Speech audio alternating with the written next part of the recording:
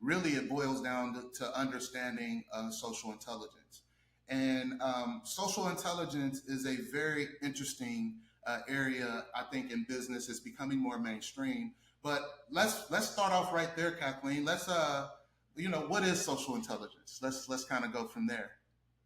Well, I think, it's really interesting because social media in general is like this umbrella, right? And so I shouldn't say everybody, but a lot of people, when they hear social media, words, whatever comes after that, they really just think of what we all do all day, right? LinkedIn, TikTok, etc. It's just the act of communicating and publishing, engaging, and all that stuff.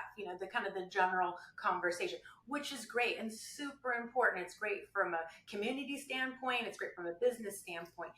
But social intelligence is this other piece of it that doesn't necessarily get the visibility that I think it deserves, because without it, you really don't have the focus and the parameters to be successful when you're talking about the publishing and engagement side. So for me, social intelligence is being able to take this unfettered information, like it's like a big survey. I get to ask the world a survey without them knowing. So as a result, it's somewhat of an unbiased survey because they're not trying to appease me, the brand. They're not trying to appease me, Kathleen Fetters. What they're just doing is by their own behavior, sharing their feelings and thoughts about something, some product, some experience that they've had.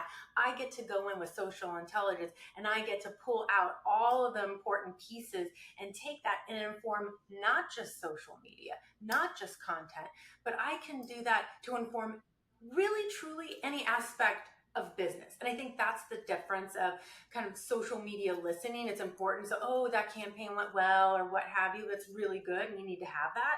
But this other piece is like taking everything else and supporting it, right? So you have the nucleus and you have everything around it. And then what you have is something that's really full and really holistic.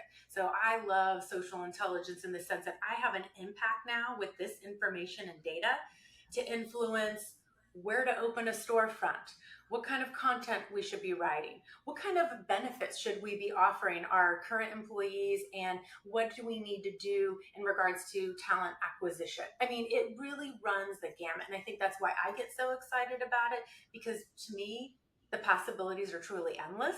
And then now we're taking over these last several years with groups like Niche Fire coming on and saying like, look, there's even more, right? There's not just like what they're saying, but now with Niche Fire, it's also what they're doing and how they're doing it and the behavior that goes with it. So now that nucleus and all this stuff around it, that cell has just gotten bigger, and now I can see more and do more and be so much more prescriptive. So I'm going to be very animated, just so you know, because Yeah, I'm no, very passionate I love that. about this work and what we've been able to do thus far and what I foresee us being able to do going forward. I think there's a lot to unpack and kind of what you just talked about, Kathleen. And I don't want to derail from the original questions I sent you too much, but I'm going to call it a little bit of an audible just to kind of pinpoint that, right? And understanding that it's not a replacement to traditional market research. It's not a replacement to those areas of the business that and depend on for that type of information that you already have set in place, right? This is an area, like you were saying, it's we live in an age where consumers now, they feel that they expect brands to show up the way that they want them to because they feel the answers are already there. They feel like they're talking about it on their pages. They feel like they're engaging with it on the different platforms or channels that they're engaging on. So social intelligence gives you the ability, like you said, to take the ideas, the strategies, the insights from the customers themselves, from the people, from culture, right? And implement it into design, innovation, products, not to mention ads, marketing. Obviously, we want to be able to do that type of stuff too, but it's so much broader what you could do with it. And I think that that's why there's an uptick in these departments being created and really people wanting these type of organizations to be built. So with my first question for you, I know that you've built a lot of these programs from the ground up.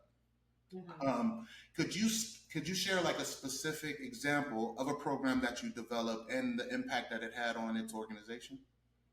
Sure. So, kind of speaking to like the first answer I gave you is, social intelligence can be really unlimited, right? And so, one of the things that I noticed when I was relatively new to First Republic Bank and beginning to build this program is that we had First Republic Bank had a annual report paper, a good old paper annual report that they would mail out. I mean, a lot of them, right? And I said, wow, like how do we select who goes into the annual report, because there'd be about 40 or 50 clients every year.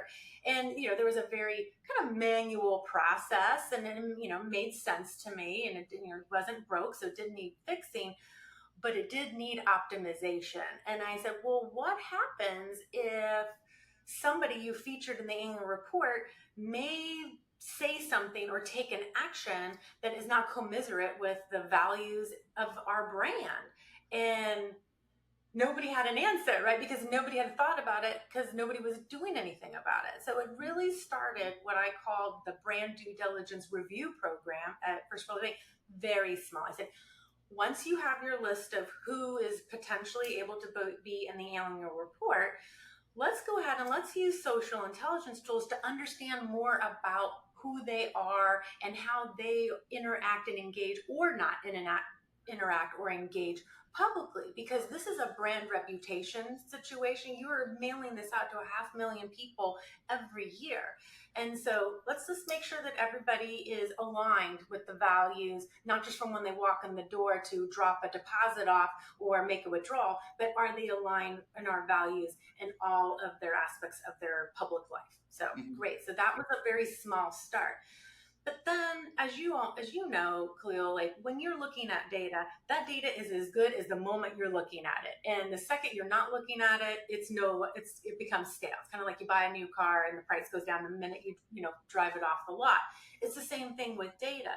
So the tools that I use, so, social listening tools, and then some other workflow management tools, is I built a